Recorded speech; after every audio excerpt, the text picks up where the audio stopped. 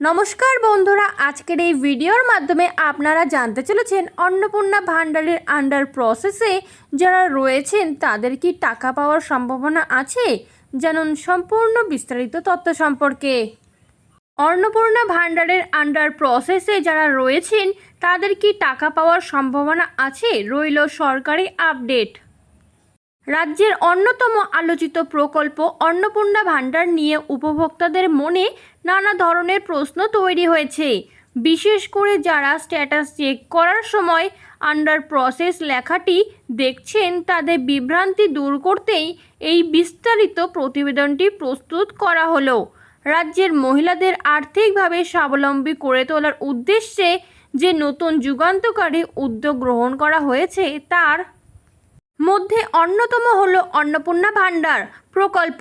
সম্প্রতি রাজ্যে নতুন সরকারের আগমনের পর থেকেই এই বিশেষ উদ্যোগটি নিয়ে রাজ্য জুড়ে ব্যাপক উন্মাদনা তৈরি হয়েছে। পূর্বে চালু থাকা বিভিন্ন সামাজিক সুরক্ষা প্রকল্পের মূল নলচে বদলে ফেলে অনুদানের পরিমাণ বৃদ্ধি করে এই নতুন ব্যবস্থা চালু করা হয়েছে। এই মুহূর্তে দাঁড়িয়ে অন্নপূর্ণা ভান্ডার রাজ্যের সবচেয়ে আলোচিত বিষয়। প্রতি মাসে ৩,০০০ টাকা করে আর্থিক সহায়তা মহিলাদের নিজস্ব ব্যাংক অ্যাকাউন্টে সরাসরি পৌঁছে দেওয়ার এই প্রতিশ্রুতি ইতিমধ্যেই বাস্তবে রূপ নিতে শুরু করেছে। বহু মহিলা ইতিমধ্যেই তাদের প্রাপ্য টাকা হাতে পেয়েছেন। তবে এর পাশাপাশি একটি বড় অংশের মহিলাদের ক্ষেত্রে দেখা দিয়ে একটি নতুন সমস্যা। অনেকেই যখন অনলাইনের মাধ্যমে নিজেদের আবেদনপত্রের বর্তমান অবস্থা বা স্ট্যাটাস পরীক্ষা করছেন তখন তাদের মোবাইল বা কম্পিউটারের স্ক্রিনে আন্ডার প্রসেস বা আন্ডার এনকোয়ারি লেখাটি ভেসে উঠছে। স্বভাবতই এর ফলে সাধারণ মানুষের মনে তীব্র উৎকণ্ঠা এবং উদ্বেগের সৃষ্টি হয়েছে।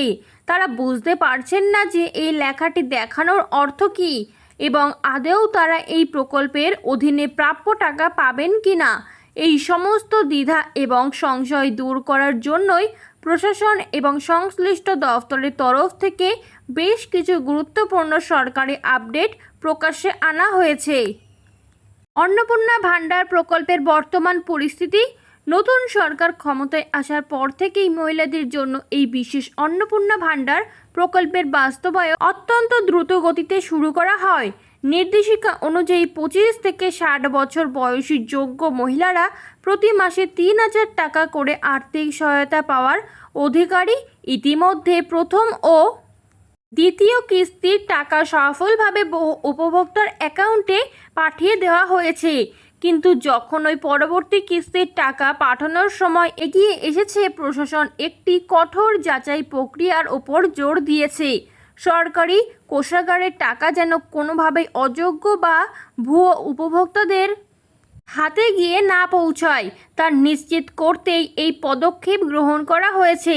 তাই যারা নতুন করে এই অন্নপূর্ণা ভান্ডার প্রকল্পের জন্য আবেদন করেছেন অথবা যাদের নাম পুরনো তালিকা থেকে নতুন পোর্টালে স্থানান্তরিত করা হয়েছে তাদের সকলের তথ্য অত্যন্ত নিখুঁতভাবে মিলিয়ে দেখা হচ্ছে। এই বিশাল কর্মযজ্ঞ চলার কারণেই মূলত পোর্টালে অনেকের নামের পাশে ওই বিশেষ লেখাটি দেখা যাচ্ছে।